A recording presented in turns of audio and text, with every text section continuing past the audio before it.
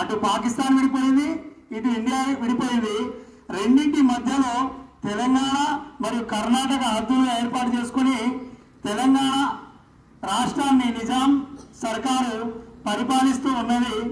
మరి ఈ నిజాం నవాబు యొక్క అరాచకాలను చాలామంది తెలంగాణ భారతదేశంలో కలపాలని చాలామంది పోరాటం చేసిండ్రు. చివరకు అప్పుడు ఉన్నటువంటి సర్దార్ వల్లభాయ్ పటేల్ అప్పుడు హోంమంత్రి ఉన్నారు.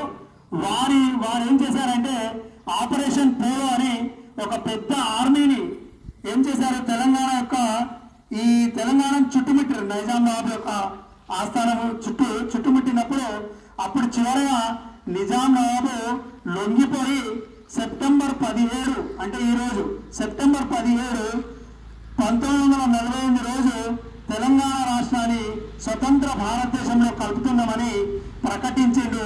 అందుకే ఆ రోజు నుంచి మనం తెలంగాణ విమోచన దినం అని ఈ రోజు జరుపుకుంటాం.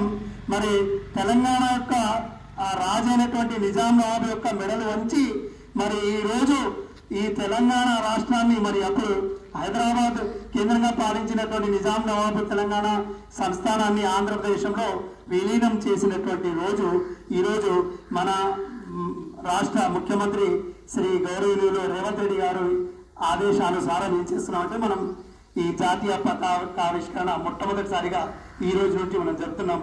దీన్ని ఏమంటున్నాం, ప్రజాపాలన దినంగా ప్రారంభించబడుతుంది ఈ రోజు నుంచి.